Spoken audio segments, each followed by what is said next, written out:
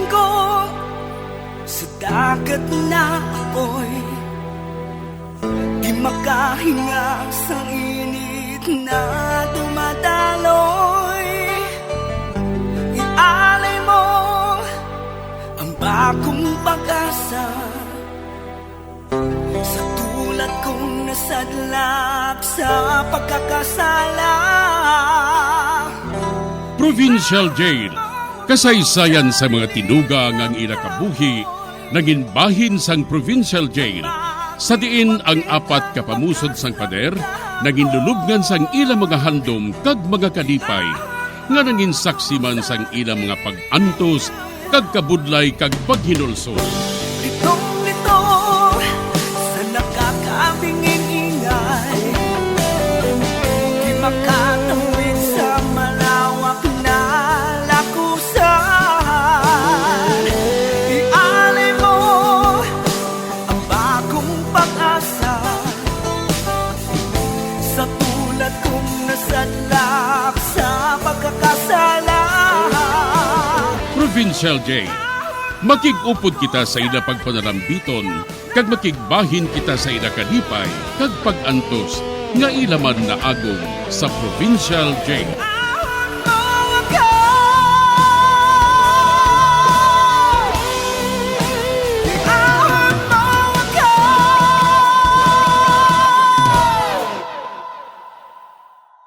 Bilang ko sa dagat na apoy, di makahinga sa init na dumadaloy. Ialay mo ang bagong pag-asa sa tulad kong nasadlak sa pagkakasala. Sa liwat maing adlaw sa inyo tanan mga palangga na mga tagpalamati, sa karon nga adlaw padayuno naton ang sulat, nga ginatagan naton sang kabuhi, diri sa ato panatuntunan, Provincial Jail. Ihawak mo ako sa liliyap na apoy, na aking matikman ang tamis ng sandali. Bahin sang nagligad, nahadlok ako sa mahimo matabo kay Daniel kag kay Rachel tungod ginahingabot gid sila ni Gaston. Sa piyak nga bahin, ginbalitaan kami ni Lily nga may malain nga natabo sa ila. Nagkadto kuno didto si Gaston, kag amo na lang ang kainit ni Gary sa iya, kag intiro niya si Gaston. Apang wala niya ini maigo tungod nakapalagyo gilayon si Gaston. Diri sini nga bahin mapadayon ang akon pagsaysay diri sa Provincial Jail. Federica, ng Sofia, ginkuha sa mga pulis sinong Gary? Ano? Ginkuha siya sa mga pulis? O Diyos ko, makaluluoy man si Gary. Prisuhon gid ang makaluluoy nga tao. Base kuno si Sao lang siya sa headquarters, tita. Kung tani, ginpunggan lang ni Gary ang kaugalingon niya. Bisan ano pa, murder ang natabo. Kag may salabton siya. Ay, sinoong nakakita sa iya, Lili? Ang hardinero, Nanday Crispin? Ay, ano?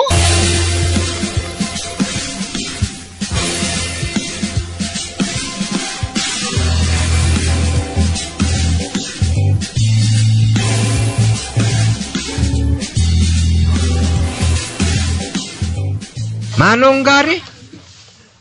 Diyan ka sa mga alas 6 ng hapon siyang nagligad nga adlaw? Nagapaminta ako sa balay ni Marie Ason, Sir Harvey. Nakahibalo sina si Ason, kay man wala siya nagahalin sa akong tupad mong.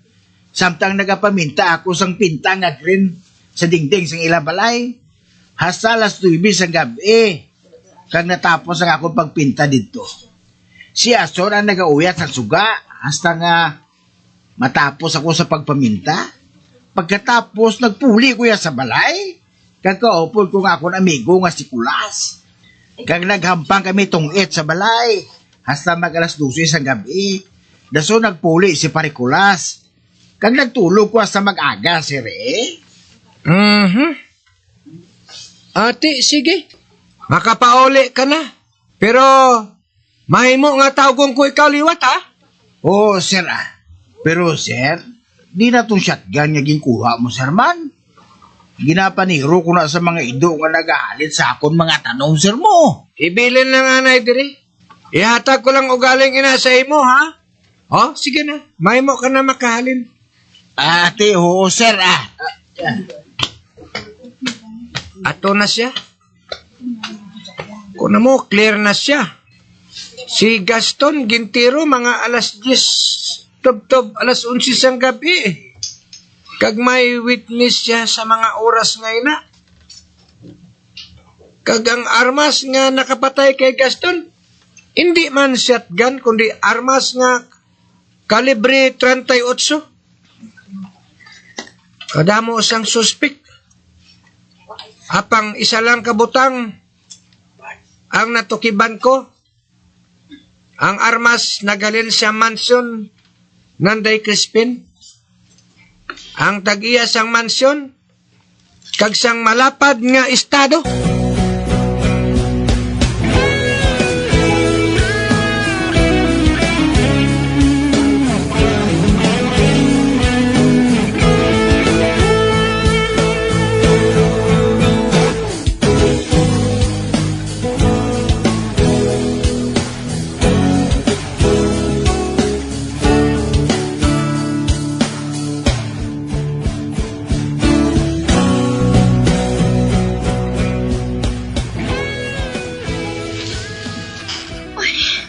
Kinakulbaan ako.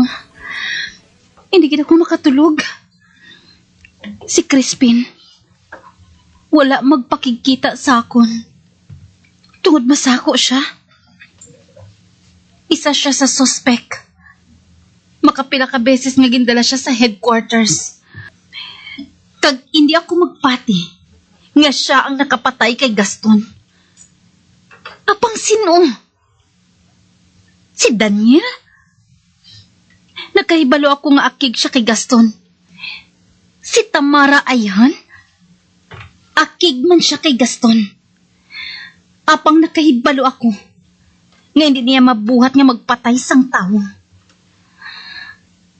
Apang sino ayhan ang nagpatay kay Gaston? Ay, nadumduman kong akong damgo kagabi. Kalain gid. Ay, piliton ko nga makabangon.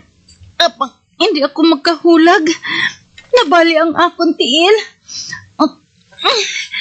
Uy, hindi. May nagapalapit sa akon. Apang hindi si Dorian. Hindi siya nga. Kundi ang nagapalapit. Among pito kawak. Kag nagahapon sila sa kahoy. Nagatamod sila sa akon. Kag nagakadlaw. Kag dumaylain sila nga buko para sa akon. Malain nga buko.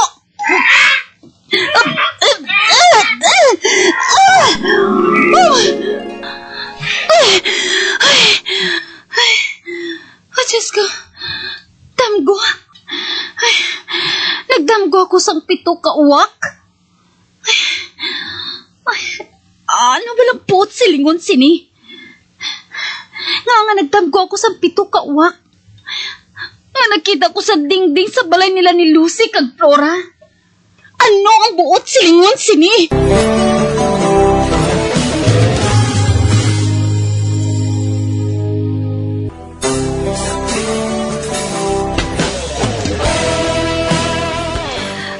Ginakulbaan ako sa mahimo nga natabo kay Gaston. Tungod wala kami makahibalo kung sino gid ang nakapatay sa iya. Isa ka gabi sina, nadumduman ko naman ang akong damgo. Nga ginpalapitan ako sang pito ka uwak, nga nakita ko sa balay nila ni Lucy kag Flora. Kag hindi ko gid mahangpan kung ano ang buot silingon sini. Sa pagpadayon ko pagid. Nang Sofia, sagad balik-balik ang mga pulis. Pero hasta subong, wala man nila madakpi ang nagpatay sa kay Gaston. Ginapangita gihapon nila kung sinong nagpatay kay Gaston. Ay, nang Sofia? Basi kung sinong Gary? Hindi si Gary. Kung siya ang nagpatay, kung tanikin priso na siya. Pero nakita naman naton nga nagalabay diri siya permi. Kun amo, sino nagpatay sa kay Gaston man? Amo gani ina nga nagapangita gihapon ang mga pulis. Ay nano na. Pila ka semana nang nagligad. Pigaw eh.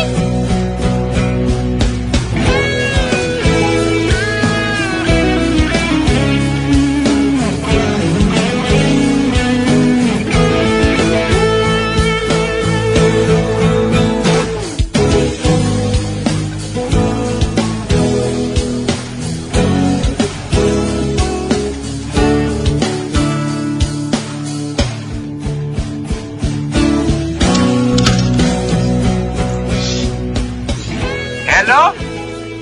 Mayong hapon, Detective Harvey. Si Crispin ini. Nakaibalaw ka bala ko nga ang nagtawag ka, sir? Ginakasubo ko nga wala pa ako makasugid bahin sa kamatayon ni Gaston. Kung sinugid ang nagpatay, nga dito gid mismo sa duta nga sakop ninyo. Pero padayon kami nga nagapangusisa. Ang detalye hindi pa namon masugid sa imo.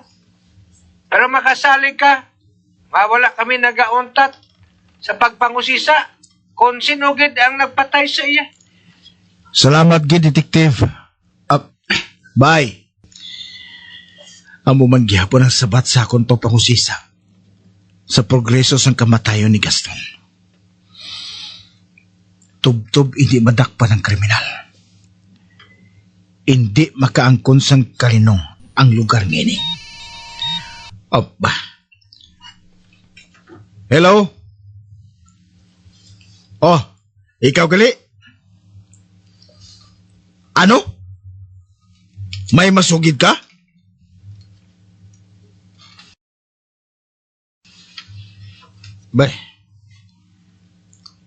Basi nagsala ka? Nakahibalo ako nga wala na siya. Ginsunod mo siya? Kag wala ka magsala?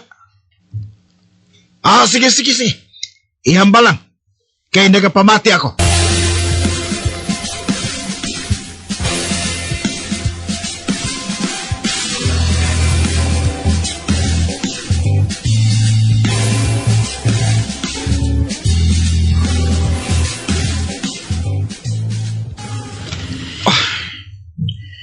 Bisan ako. Hindi man ako makapati. Sang natabungay ni. Basi ko nagsala lang siya. Nagsala siya. Ang mayo pa. Manawag ako siya liwat. Kung hindi hustong yagin balita sa akon, i-fire out ko siya dayon.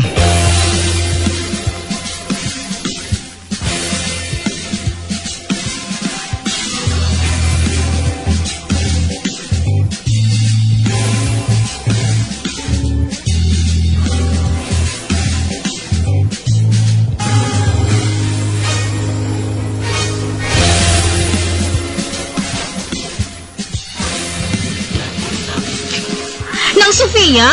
Federica? May natabo naman nga hindi amo. Lili, ano ang natabo?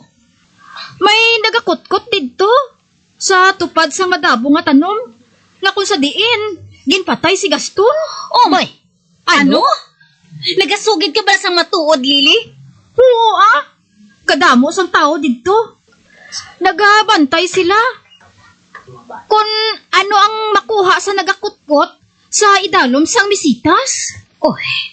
Hindi na ako makahibalo kung anong nagakatabo sa lugar naton nga ini. Sang wala pa mag-abot diri si Gaston, kalinong ini kaayo. Apang sang nag-abot siya, hinali lang nga naggamo. Kag sa daw may maabot pagid nga gamo.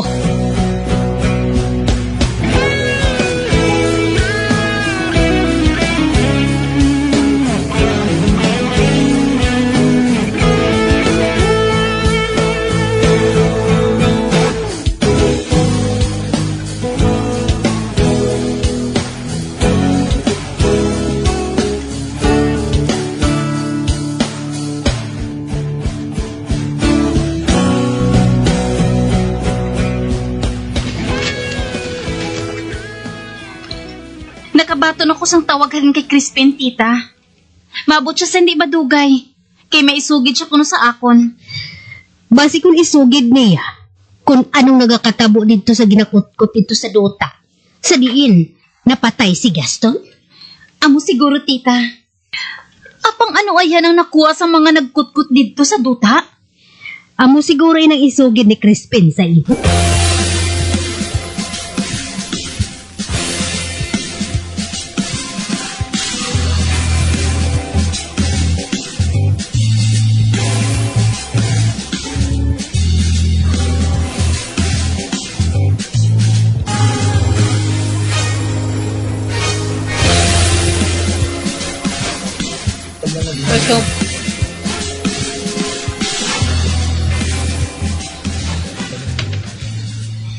Sugiri ako, Crispin.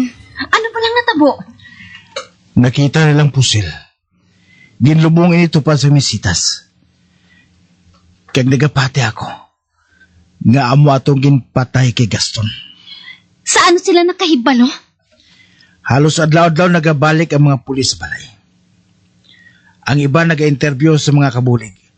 Amo man kay mama. Sa amon tanan. Kag sa mga kasilingan. Kang pulis nga iban, nagalibot sa palibot sa mansyon. Kag sa duta nga sakop sang mansyon, dito sa likod. Nakita nila ang duta nga daw ginkutkot na. Gani ginpala nila ini. Kag amo ito nakutkotan nila, nakita nilang pusil. Kag ang pusil nagali ni sa armory sa mansyon. Kag liwat man gi-interview sa mga pulis ang mga tao sa mansyon. Apang bangod pulos wala sang pangalibutan ng tanan. Wala sang mahimo ang pulis, kundi nga ipadayon pag ang pagpangusisa. Nakaibalo ako. Nga pating mga abyan ni Gaston, na-interview naman sa mga pulis. Apang sino ang nagkuha sang pusil sa mansyon? Kaginpatay kay Gaston. Kag nga nga wala niya inigin uli sa iya ginkuhaan. Nga aayhan?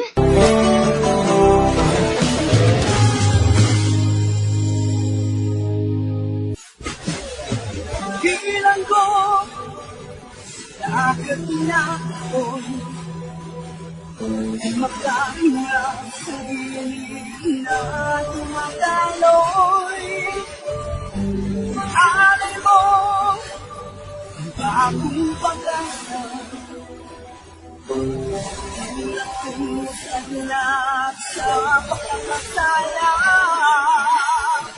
Magagyan sa nagigilit sa pagpabakit, ang mga kasugponsang sulat ni aton man ginatagan sa kabuhi, diri sa atong katuntunan, Provincial Journal.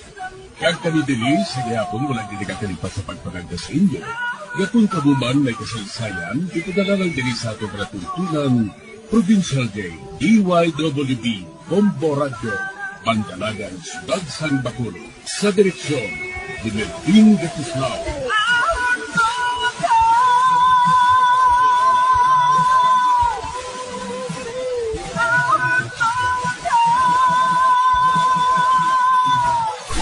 Bombo Radio Philippines.